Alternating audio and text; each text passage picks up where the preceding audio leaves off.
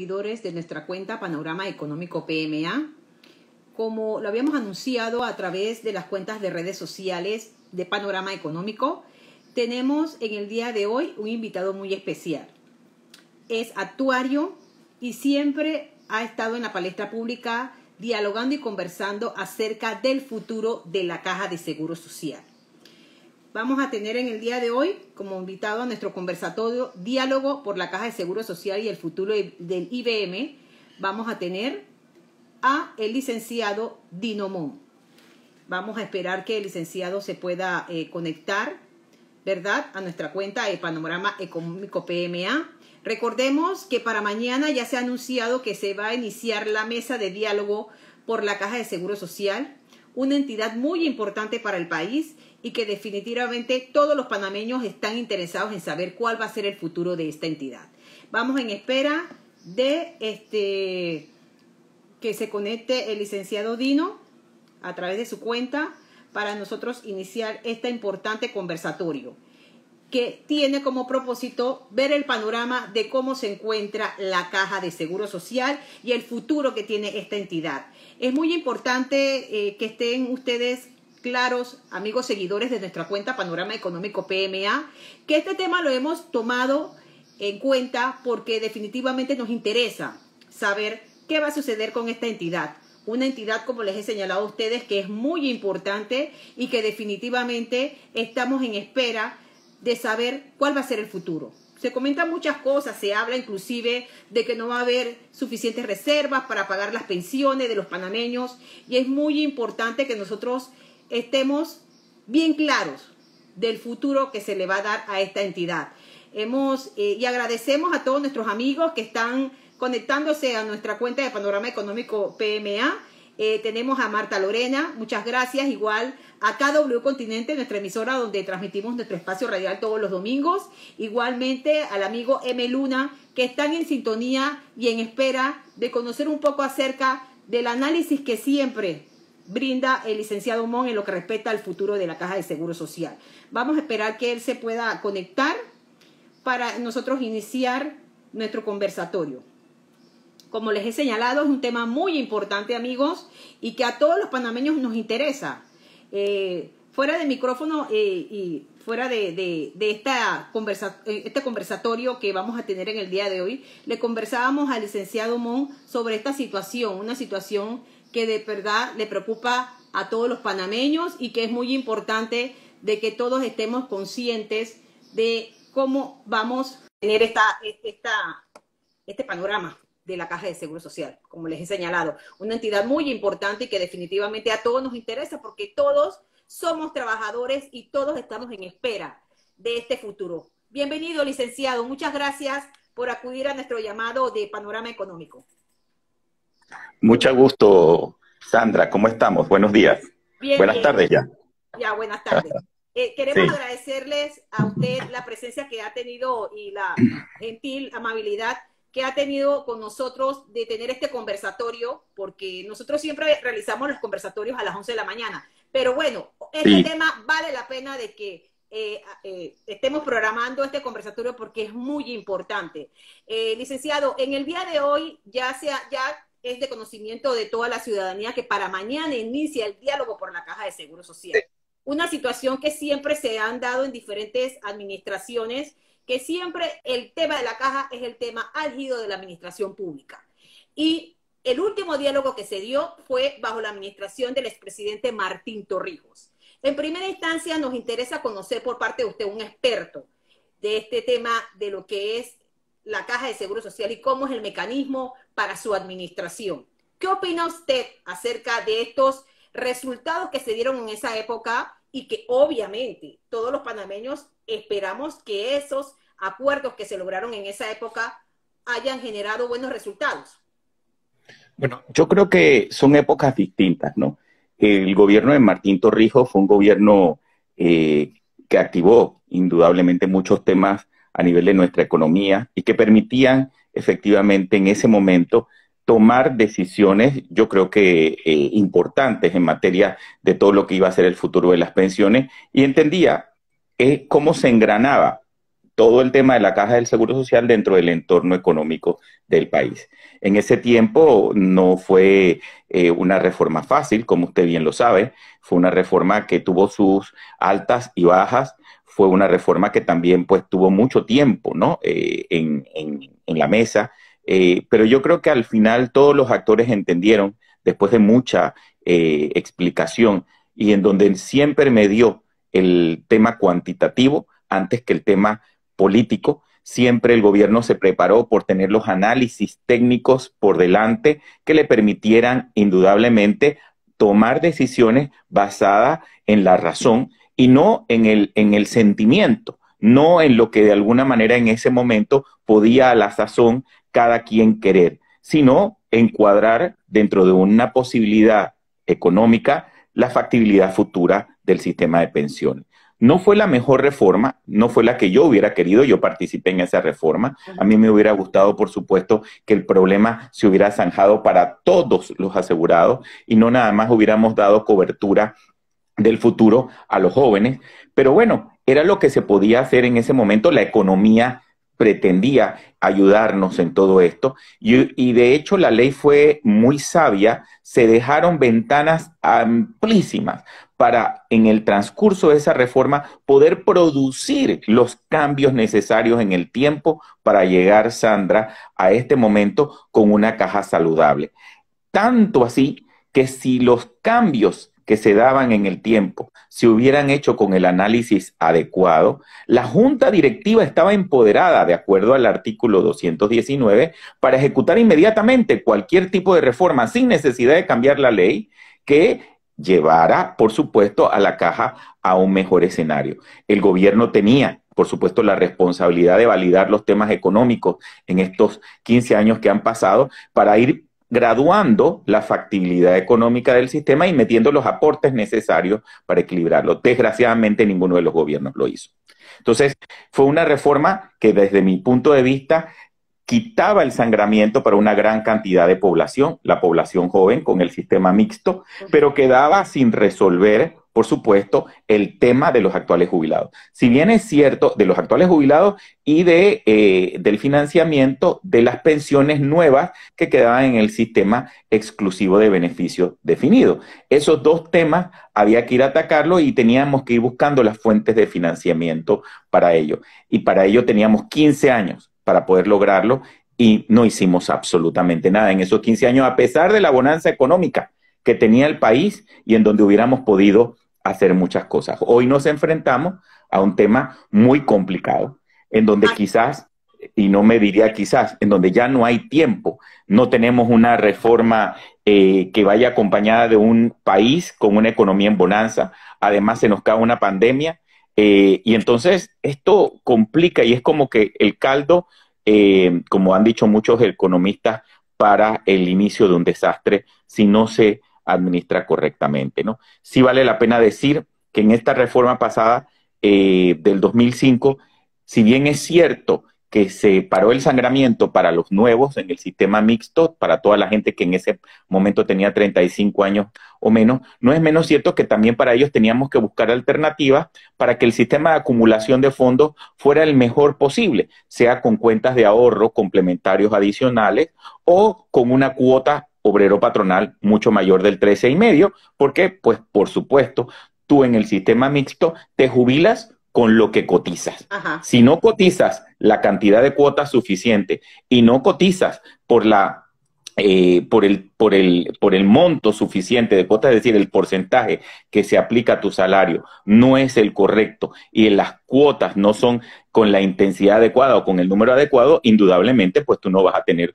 una buena tasa. Siempre los sistemas que se basan en no dar la fórmula, sino que la fórmula tú lo obtienes debido a las cotizaciones que haces y a los intereses acreditados, van a depender de que efectivamente tú hagas los aportes adecuados para comprar la pensión con la que tú estás pensando jubilarte, ¿no? Ese era otro tema que había que arreglar, pero era un tema que no es menor ni secundario, pero que de alguna manera no agregaba al problema otro más encima, ¿no? Como lo están agregando hoy. Usted se ha referido a un aspecto que es muy importante y definitivamente yo soy del criterio como comunicador y periodista de que uno tiene que aterrizar y hablarle claro a la población. Hay muchas personas que posiblemente saben de aspectos técnicos en materia del manejo de la seguridad social, pero no todos los panameños estamos en esa capacidad. Y la preocupación de la ciudadanía, ¿qué es?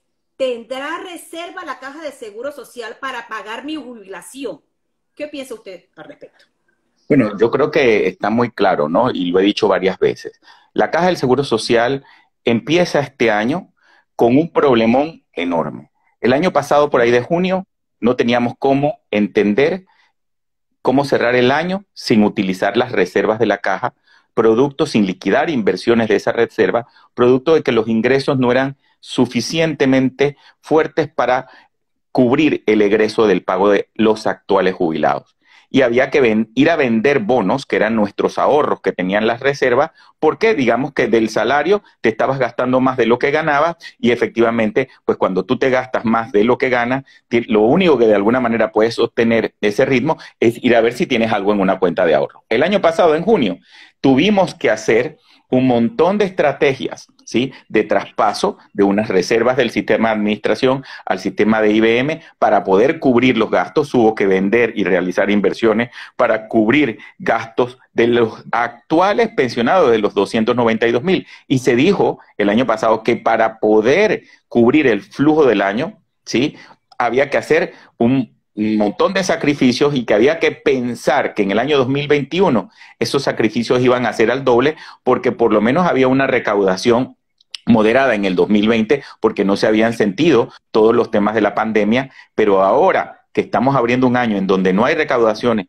en donde más del 40% de las empresas han cerrado, en donde tenemos tanto desempleo, ¿cómo de alguna manera vamos a enfrentar el pago a los actuales jubilados? Ya es hora de que la Junta Directiva de la Caja del Seguro Social se hubiera pronunciado.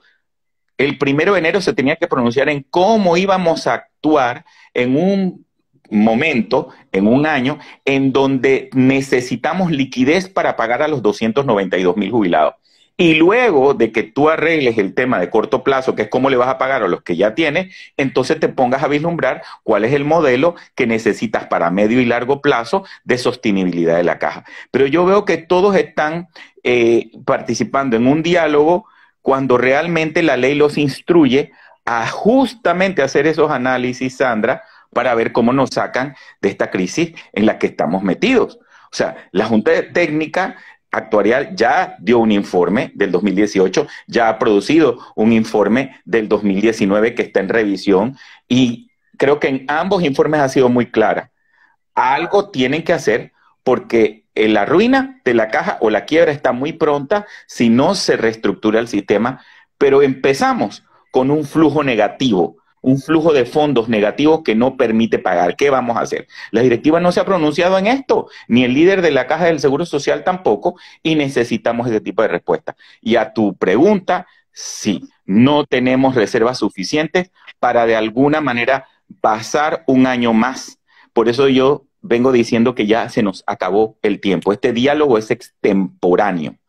Se van a pasar 6 meses discutiendo cosas que ya se saben y lo que hay es que ir a actuar consecuentemente con lo que dicen los números, no a ir a discutir de una manera muy política el que no queremos que se cambie nada y que el país efectivamente y el gobierno se haga cargo de todo cuando sabemos que la economía en este momento no se puede hacer cargo de nada, que lo que tenemos que hacer es una contracción total del gasto público y de muchas otras cosas y dinamizar áreas que permitan realmente sacarnos de la crisis. Entonces, yo creo que este diálogo de verdad no va para ningún lado, es un diálogo amarrado, es un diálogo amañado, ajá. ¿Y para qué? Para que realmente nos digan a los panameños que efectivamente pues pasamos 6 meses discutiendo en una mesa cosas que efectivamente hoy todos conocemos. El que no quiere de alguna forma saber la verdad es el que simplemente se ha tapado la vista, ¿no? Pero bastante ya se ha escrito sobre el tema, Sandra. Licenciado, uno de los temas que siempre sale a la palestra cuando hablamos de Caja de Seguro Social son las medidas paramétricas. ¿Considera usted que esta es una alternativa para ayudar a la institución a que pueda sobrevivir? Porque ya el panorama, como usted lo ha señalado, es un panorama negativo por donde lo veamos en todos los escenarios. Y Bueno, definitivamente es preocupante. claro, yo creo primero que es un abuso del lenguaje seguir con estas palabras tan rimbombantes de medidas paramétricas de sistemas solidarios. Lo que está queriendo decir, de alguna manera, el gobierno o la caja cuando habla de medidas paramétricas es que los, digamos, puntos importantes para obtener el valor de tu pensión tienen que ser revisados. Más bien, se dice que no quieren tocar los puntos importantes para obtener el valor de la pensión y que no se va a discutir en el diálogo medidas paramétricas. Por decir que si no se va a discutir medidas paramétricas en el diálogo, es decir, no se van a discutir los puntos importantes que dan la fórmula de la pensión, entonces, ¿qué es lo que se va a discutir ahí? Y lo que se dice es que se quieren fórmulas innovadoras, que sin tocar los puntos importantes para, de alguna manera, la obtención de la pensión, se resuelve el problema. Pues no sé cómo. Y eso me lleva a pensar que el único punto importante que ellos quieren tocar, y por eso está conformada como está todo el tema del diálogo, es en plancha agarrar los fondos del sistema, ¿sí?, de cuenta mixta, juntarlo con el beneficio definido y hacer el problema mucho mayor para tratar de sortear el problema y tirarlo un poco más adelante. Este gobierno piensa que quizás haciendo eso por lo menos le puede dar un respiro para que termine el periodo y pues dejar el problema a lo siguiente, sin realmente entender que si eso es la gran solución y ponerle un poquito de dinero, que es lo único que se haría como esfuerzo en este momento, el que viene o el gobierno que viene a tratar de resolver va a tener una debacle simple y llanamente indescriptible. Entonces, no se puede de alguna manera entrar a un diálogo sin tomar en cuenta que el problema mayor que tiene la Caja del Seguro Social es que hoy vivimos los hombres 21 años y las mujeres 30, y que si vivimos 21 y 30, pero la pensión está diseñada o el fondo que tú aportas está diseñado solo para pagar 10 años de pensión, ¿quién paga la diferencia, Sandra? ¿Quién paga los 11 años adicionales que le tienen que pagar a un hombre y los 20 que le tienen que pagar a la mujer? Eso es lo que ha venido en el tiempo pasando, pero desde que casi inició la caja hasta el momento, y esto hace que hoy la deuda acumulada por los actuales jubilados sea equivalente a 3 canales ampliados. Es decir, que los jubilados actuales se van a gastar poco más de 20.000 millones de dólares en el pago de sus jubilaciones, y esos 20.000 millones no están cubiertos con las cuotas obreros patronales que ellos dieron al sistema. Y está bien, fue un sistema, como dice, paramétrico, se dio el parámetro del beneficio, el 66% de la pensión, el 60%, dependiendo, ¿no? El 60 es con 20 años, el 66 con 25 y así sucesivamente. Ese parámetro, ese de alguna manera valor de pensionamiento se ha dado en la ley, pero nunca se pensó cómo se iba a costear, con qué cuota obrero patronal debes de poder tú obtener esos valores, sino que simplemente como varita mágica lo dimos, pensionamos a la gente y hoy tenemos que ver cómo vamos a pagar esas pensiones. Sí, son pensiones muy buenas, pero toda pensión buena tiene un costo. Si yo tengo a costo de 10 años más para los 11 años más para los hombres y 20 años más para las mujeres, que pagar eso y no tengo el financiamiento o los recursos para hacerlo, entonces cada nuevo que llega y se jubila, si yo no modifico esos parámetros, que es lo que se está diciendo que el diálogo no va a hacer, Dino Mon, Sandra Sotillo, cuando se jubila, también la van a jubilar con una cantidad de dinero que él no ha cotizado para poder obtener ese beneficio de pensión, y simple y llanamente va a ser una gran bola de nieve, una gran pirámide insostenible financieramente como lo es hoy. Pero el atisbo y el inicio de la debacle empieza cuando ya no tienes para pagarle a lo que está actualmente jubilado. Y eso lo vamos a ver este año ya por primera vez. Por eso todo el mundo está asustado y no sabe qué hacer. Pero el 1 de enero, como líder de una institución, nos tenían que haber el director y la junta directiva dicho al pueblo ¿cómo vamos a hacer para pagarle a los que están pensionados que necesitan cobrar su cheque? Porque el año pasado salió todo el problema de que no había para pagar y que teníamos que realizar de los ahorros. Los ahorros nada más alcanzan para un año de pensión, para todo lo que alcanzan esos ahorros.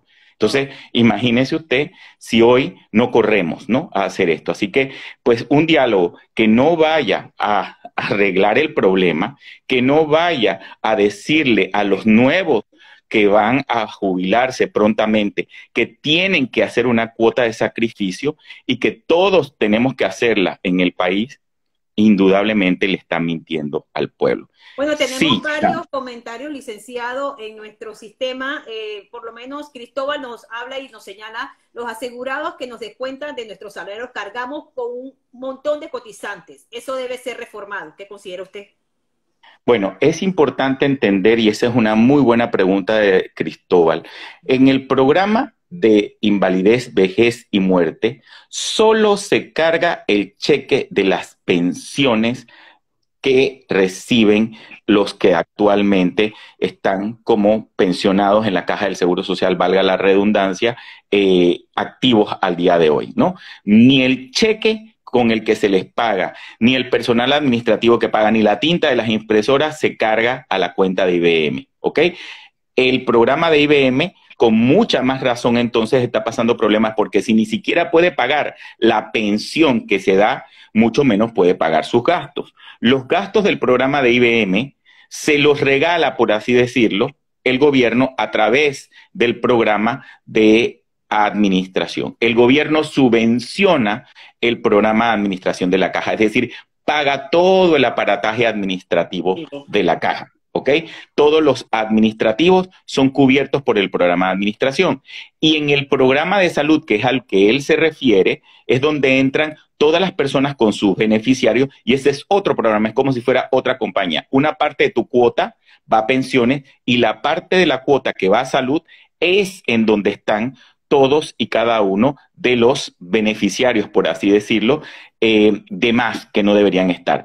Él sí tiene razón. Si yo agarro en el sistema de salud y eficientizo el sistema de salud de la Caja, por ejemplo, lo junto con el MINSA y no tengo dos hospitales en la misma provincia haciendo lo mismo, gastando lo mismo, duplicando esfuerzos o pagando diferente cantidad de beneficios por, como dice, beneficiarios asegurados, que no lo están cubriendo las cuotas obreros patronales para salud, y todo eso pago más en la cuota de salud, ¿sí?, para cubrir a todos esos beneficiarios, y eficientizo el sistema, me va a sobrar en salud fondos que, si la ley lo permite y se reforma, podría utilizarlos para direccionarlos directamente al programa de invalidez, vejez y muerte, pero hay que reformar la ley. ¿Me explico? O sea, lo que él está hablando es, en el sistema de salud hay mucha ineficiencia.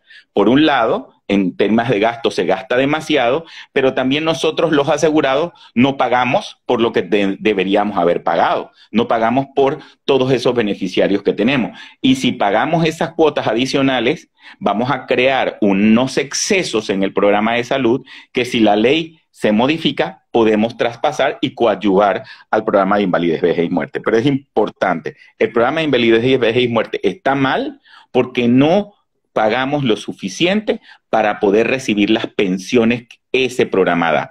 Y todos los demás gastos, y donde se dé cualquier tipo de asimetría administrativa o desgreño administrativo, corresponden a otros programas, pero no al programa de invalidez, vejez y muerte. ¿Qué alternativas usted considera que se pueden establecer a corto plazo para poder buscar una solución a esta situación? Bueno, yo creo que lo primero es parar el problema de que estemos jubilando gente que efectivamente va a tener un nivel de subvención y subsidio simplemente no pagable. Entonces, lo primero que uno tiene que hacer en estos casos es decir, a todos los que le falten, por ejemplo, más de 5 años para jubilarse, tienen que ir a un sistema de ahorro individual. Y punto. ¿Por qué? Porque ese sistema de ahorro individual lo que hace es que suma todas las cuotas y los intereses y le va a otorgar la pensión que él debía comprar y no la que le están regalando. Entonces, eso es lo primero. Si tú hoy vas a tener 60% con 20 años, pero realmente con 20 años solo compras 40, pues tienes que comprar 40. El dólar tiene 100 centavos. no puede tener 200. Y eso lo tenemos que entender. Hemos pensado que el dólar tiene más de 200 centavos desde hace muchos años y ahora tenemos que parar. Entonces, a la gente que le falte X cantidad de años para jubilarse, hay que hacer esa transición. Siempre 5 años es lo que se ha estilado a hacer. Tenemos que cambiarlo a un sistema de ahorro individual. Y esa gente pues tiene que reconocérsele todas sus cuotas, todos los intereses, y hay que ponerle alguna cantidad adicional a esa cuenta que permita balancear un poquito el nivel de pensión recibida. ¿Y qué más tiene que hacer esa nueva generación que pasa a ese nuevo sistema? Tiene que cotizar más. Tienes que cotizar más cuotas si quieres tener más pensión, más años de cotización, y tienes que cotizar no menos de un 18% de cuota obrero patronal, Sandra. La cuota obrero patronal hoy es 13,5%. El exceso a 18, 19%, los trabajadores y los empresarios tienen que ver cómo se van a dividir ese exceso para pagarlo, porque tenemos que pagar más y por más años para poder tener una jubilación digna en ese sistema de ahorro individual administrado por la caja. Eso es lo primero que tú tienes que hacer con esa generación. Claro, esas reservas de esa generación, tú dirás, todo lo que cotizaron ellos, sí, pues se le pone su cuenta, sus cuotas más los intereses, pero resulta ser que no están ahí, Sandra. Esas cuotas ya se fueron, se fumaron, no alcanzan ni para pagar los jubilados. Acuérdate que cómo se estaba haciendo para pagarle a los jubilados actuales, sacando de las cuotas de Sandra y de Dino y de todo aquel que estaba en ese sistema exclusivo de beneficio definido intergeneracionalmente, dizque para financiar lo que hoy ha estado. Entonces, por supuesto, eso que estamos diciendo que se le va a poner en la cuenta son bonos de reconocimiento que el gobierno tiene que emitir para poder reconocer esa deuda. Eso es lo primero. Y esos bonos de reconocimiento, indudablemente, son un préstamo que el gobierno tiene que tener y tiene que amortizar ese préstamo. Por otro lado, tenemos que ver que al final vamos a tener que subir el ITBM porque los actuales jubilados van a requerir que se pague la pensión que hoy están recibiendo. Y eso va a requerir una amortización anual para pagar todo lo que ellos, hasta el último, que de alguna manera fallezca, consumirá del sistema. Entonces es una solución de muchas partes, una solución en donde el obrero y el patrono se tienen que dar cuenta de que tienen que aportar más. El obrero además tiene que entender que tiene que cotizar por más años, igual el patrono, y tiene que garantizar pleno empleo el gobierno para que eso pueda ser así.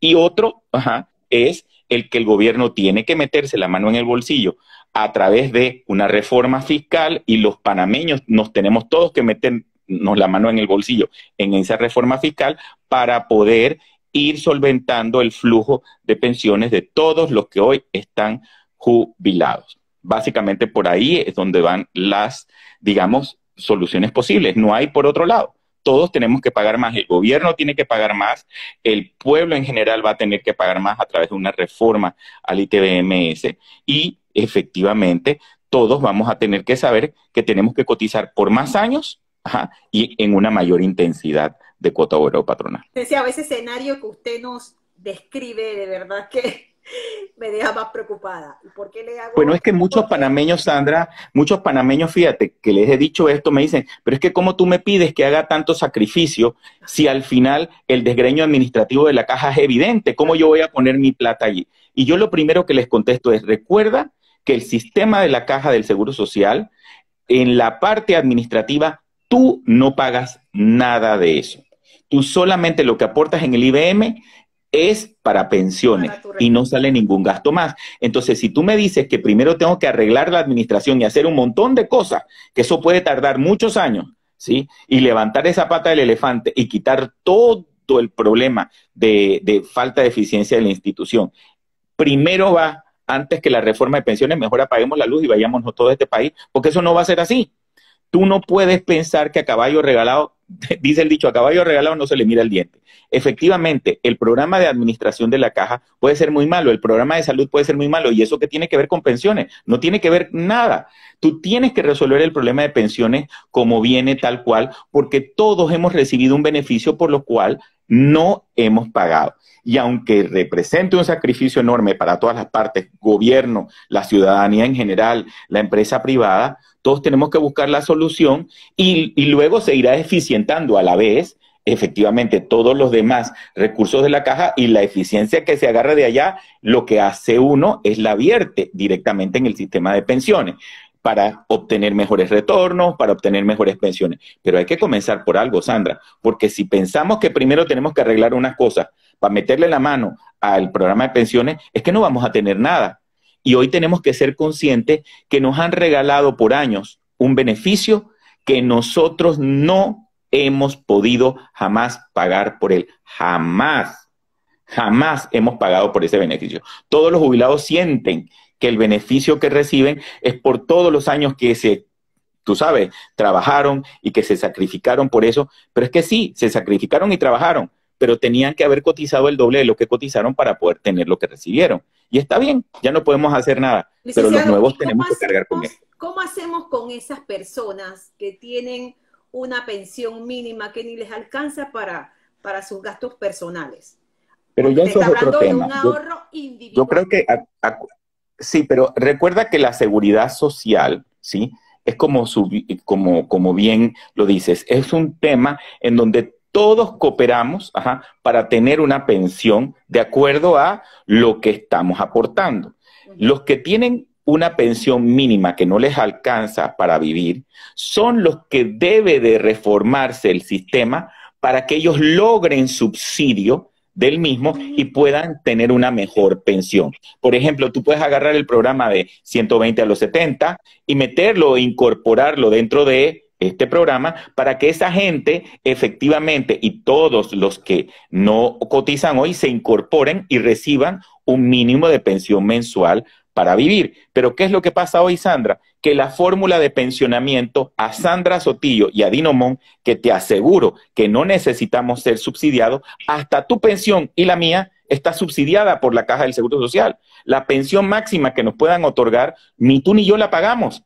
Entonces, si en toda la línea, todos los brackets de salario requieren subsidio para tener el porcentaje de pensionamiento, indudablemente no podemos sacar recursos para darle a los que menos necesitan. Es que el sistema se tiene que transformar a un sistema de ahorro individual, pero tomando en cuenta que esa base que no puede tener una pensión acorde con, digamos, la situación económica que tiene que enfrentar a futuro, tiene que tener un complemento en donde todos de nuestra cuota obrero patronal tengamos una cuota solidaria para que ellos de alguna forma tengan una mejor pensión. Eso es lo que es un sistema solidario. Eso es un sistema en donde el que menos tiene reconoce el que más tiene, que él necesita ayuda y todos cooperamos. Por eso se debería de alguna manera eso estructurar de una forma social en donde todos pasemos el sombrero para esas personas. Pero lo que resulta en la caja hoy, Sandra, es todo lo contrario.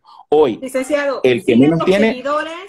dando sus interrogantes. Marlin de Cedeño señala, ¿qué pasa con los intereses que el Banco Nacional le paga a la Caja de Seguro Social en los plazos fijos? ¿No se puede ver ese tema, mejorar, buscar alternativas? Siempre se va a tomar eso como una de las grandes variables del sistema.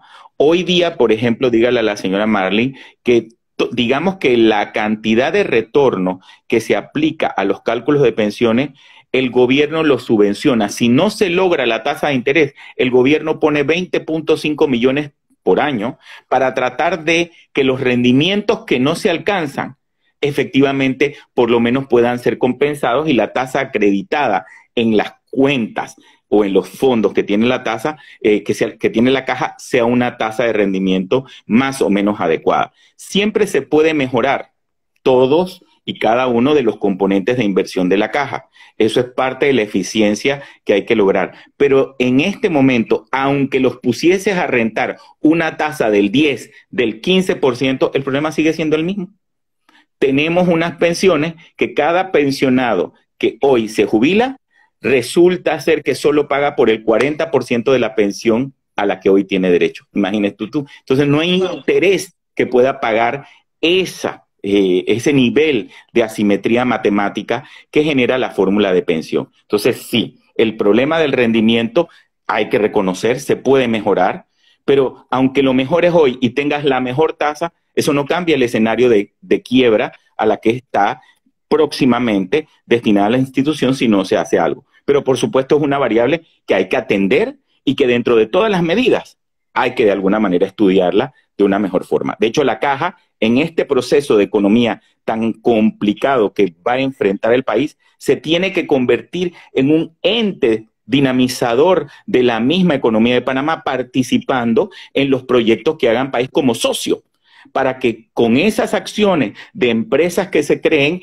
efectivamente ella, ese dinero producto de los dividendos de esas acciones, los incorpore, por supuesto, a las arcas de reservas que tiene la institución. Pero tienen que pasar por la mesa de gente con capacidad que sepa elegir esos proyectos, que sepa que van a ser proyectos exitosos y ahí metamos las reservas y las inversiones de la Caja. Todo eso es parte de todo este entorno. Por eso la Caja no se puede estudiar como un ente aislado de la economía gubernamental. Es fundamental actuar en conjunto. Dice Francisco Enríquez, existe una distorsión con las pensiones de los policías con relación al resto de los pensionados del país. ¿Qué opina usted sobre esto? Bueno, es importante decirle al señor Enríquez que las jubilaciones especiales no las paga la Caja del Seguro Social, ¿ok?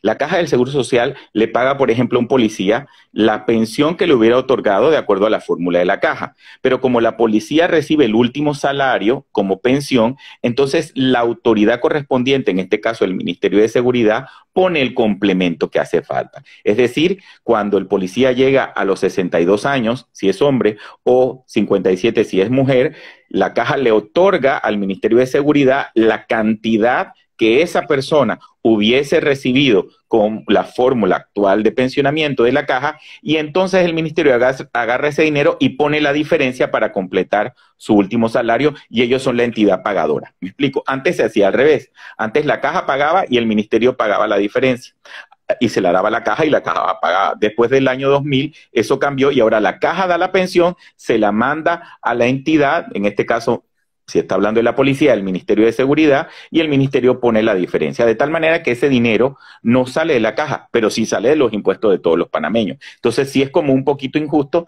que efectivamente haya entes de esta sociedad que tengan unos salarios, ¿sí?, importantes, y más, imagínate, en la policía llegan a haber escalafones dentro de la misma entidad, en donde cuando vamos a ver, estás dando una cantidad importantísima a nivel de los impuestos de esta nación destinados a pensiones. Y mientras más, de alguna manera, jubilados en esa institución tengas de rangos altos, estás dándole una cantidad de dinero simple y llanamente que no se puede tampoco mantener a partir de una corriente o influjo de impuestos como los que genera el país. ¿Ok? Entonces, pero no, eso sí que tengo que decir que no afecta directamente, no está ligado a la operación directa de la Caja del Seguro Social. Bueno, usted nos ha dado un panorama que habla de ahorro individual, aumento de la cuota de ahorro patronal, el gobierno debe de reforzar el aspecto fiscal para posiblemente establecer nuevos impuestos y obtener recursos. Mi pregunta es... Y la empleomanía, Ajá, y la empleomanía, Sandra, y el gobierno tiene que incentivar la economía para que todos tengamos trabajo en cualquier escenario. No importa el sistema que surja de todo esto de reestructuración de la Caja, todo el sistema va a depender de que podamos tener trabajo y de que haya empresa y que el trabajo sea sostenido. Si no tenemos empleo y ese empleo no es sostenido, no tenemos pensiones, y todo lo que está ocurriendo hoy en la economía pone muy en entredicho que los panameños podamos tener empleos dignos y por largo tiempo. Hoy la cantidad de empleo informal es enorme porque no hay una planificación en, por lo menos lo que yo puedo ver, en ninguna dirección que permita vaticinar qué vamos a hacer. ¿Me explico? Entonces, de nada sirve reestructurar si no tenemos la plataforma de empleo que permite cotizar y que permite, por supuesto, hacer todas esas reestructuraciones, ¿no? Licenciado, la actual administración de la Caja de Seguro Social y la Junta Directiva ha sido muy cuestionada por todas las situaciones que se han registrado y ahora que estamos en pandemia. ¿Qué podemos esperar los panameños con esta propuesta que usted nos ha señalado de obtener mayores recursos para poder que se prolongue un poco el IBM? Si estas personas en un momento dado están siendo cuestionadas por su administración. Bueno, yo creo que indudablemente, ya lo he dicho en varios programas y varias entrevistas, yo creo que si yo hubiera estado en un proceso de una rendición de cuentas tan importante como las que están los líderes hoy de la institución, sin haber podido cumplir lo que dice la ley que tengo por encima de mí, yo hubiera ya entregado mi puesto a disposición. Porque lo que se requiere es gente comprometida con el cambio, con ideas que permitan justamente encontrar este puente hacia la solución. Y yo no veo que dentro de la institución alguien esté pensando, si no es con una varita mágica que cree que las cosas se van a solucionar así, efectivamente, ¿dónde están esas soluciones? Lo primero, ya te digo, Sandra, es que los líderes de la institución tendrían que haber al 1 de enero presentado un presupuesto general de flujo de caja a la nación. ¿Cómo vamos a enfrentar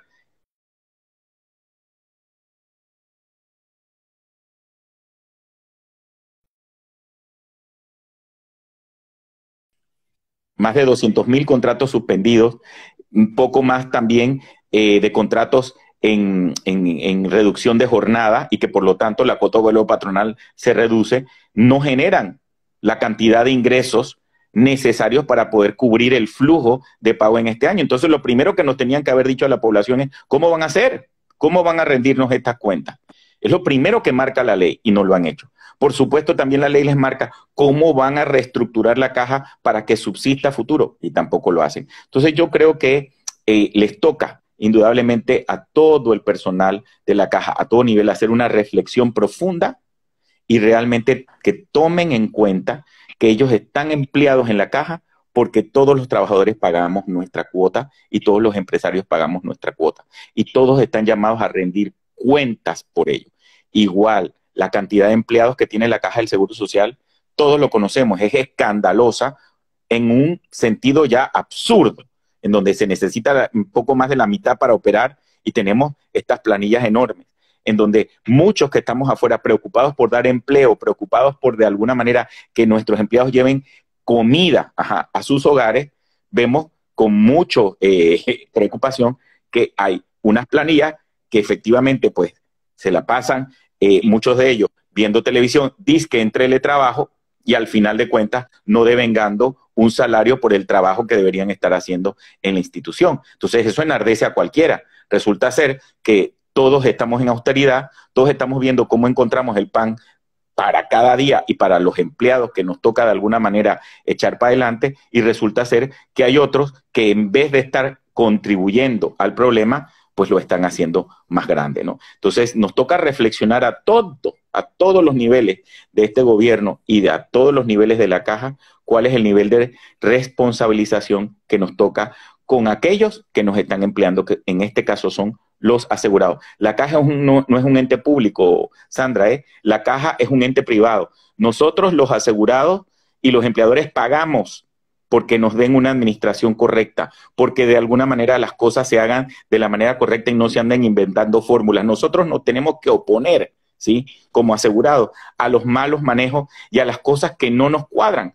Pero si seguimos efectivamente siendo consecuentes con lo que estamos nosotros permitiendo como entidades de gobierno dentro de la caja, nunca van a cambiar las cosas, ¿no? Licenciado, ¿considera de que este diálogo que inicia mañana pueda tener el mismo panorama del que se dio en el 2005, con cierre de calles por parte de los obreros que no están de acuerdo cómo es la metodología o las decisiones que en un momento dado consideran ellos como grupo que van a ser afectados?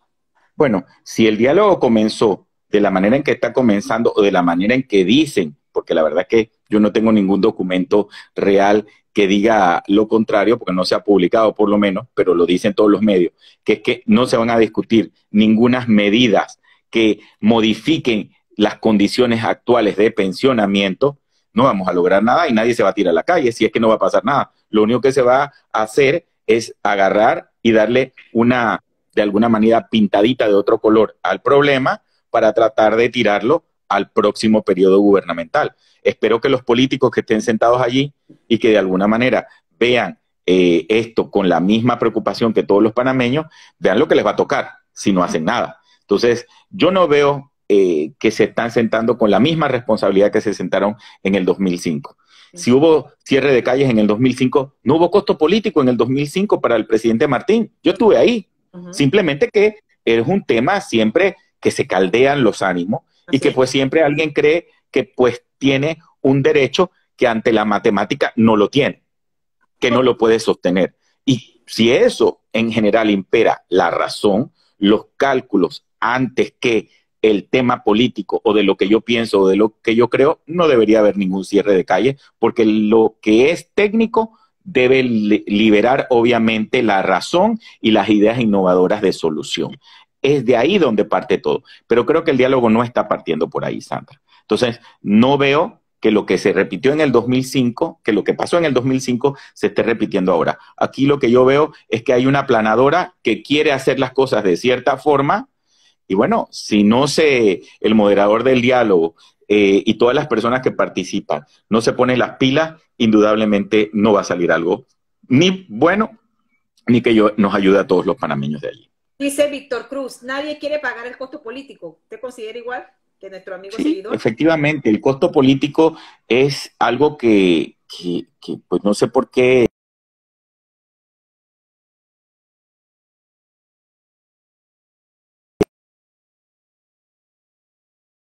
Yo creo que viene con cualquier tipo de puesto y cualquier decisión dura que haya que tomar a nivel de un estamento de gobierno. Entonces, yo creo que no debemos ser rehenes de nuestras ideas. Yo creo que el tema del costo político siempre se va a aminorar en la medida en que hagas participar al pueblo de tu decisión, Sandra, en la medida en que la gente entienda el por qué se están haciendo las cosas. El problema es que aquí no explicamos nada. El problema es que los que deben de estar explicando los temas, que son los líderes de la caja, que deben de estar viendo la situación como un maremoto que viene, no le dicen a la nación nada. Entonces somos los que estamos de fuera analizando las cifras en la frontera, los que estamos como hoy haciendo docencia.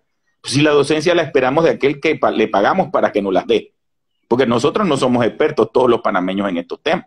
Entonces el costo político, pues lo van a pagar si no hacen las cosas bien. Indudablemente, pero el que hace las cosas bien no tiene ningún costo político si lo arma correctamente. La política es el arte de hacer de lo imposible lo posible, ¿eh? Con la coherencia adecuada. Entonces, no entiendo por qué estamos hablando de que el costo político, es que simplemente no les gusta trabajar a los políticos de este país. Quieren estar en otras cosas en vez de meterle cabeza para lo cual son llamados por el pueblo y por lo que votamos, para que nos ayuden a echar para adelante. Entonces, si nos están ayudando a echar para adelante, ¿qué costo político va a haber? Si como panameño te vas a poner a decirle al otro panameño, igual que tú, lo que tú piensas que es, y bueno, en un diálogo franco se va a llegar a una solución. Pero si esos diálogos francos no se dan, por supuesto que va a haber costo político, por supuesto que va a haber gente en la calle, porque no entiende el problema. Decía un gran orador y periodista y conductor de televisión, es que si me dices que me tiene que cortar la pierna, pero no me dice por qué me vas a cortar la pierna, a ver si yo me voy a dejar cortar la pierna, Sandra. O sea, Juan Carlos Tapia lo dijo muy claro en su programa. Mejor descripción del problema no es, tenemos un problema que te vas a morir si no te corto la pierna, pero no te estoy explicando cuáles son las condiciones que hacen que esa medida, que parece muy dura, te salve la vida. Primero tenemos que ir a explicarle a la gente el por qué tenemos que cortar la pierna y que aunque vayas con un solo miembro inferior a la vida, eso es mejor que efectivamente perderla toda, ¿no? Yo creo que eso es, y todos tenemos que entender, yo soy parte de todos estos afectados. Yo soy parte de los que se vieron afectados con una reforma anterior y que me voy a ver afectado con esta reforma, pero no dejo de ser panameño, Sandra. No dejo de ver las cosas con tanta preocupación y de verdad con tanta tristeza para mis hijos que son parte de esta sociedad y que necesitan tener un país a futuro en donde vivir. Bueno, licenciado, de verdad que queremos agradecerle la oportunidad que nos dio en el día de hoy, porque ha orientado bastante a nuestros amigos seguidores y nos ha dado el panorama real de cómo está la situación. Lo vamos a contactar nuevamente cuando vaya avanzando, entre comillas, el diálogo que inicia mañana para ver cuáles son los parámetros que se van a utilizar para este diálogo y que en realidad se busca una solución a la crisis que tiene la Caja de Seguro Social, que no es una crisis actual, es una crisis de años y que ahora con la pandemia se ha puesto peor. Pues muchísimas gracias a todos. Gracias, Sandra. Buen fin de semana. Igual para usted. Saludos a nuestros amigos seguidores. Gracias.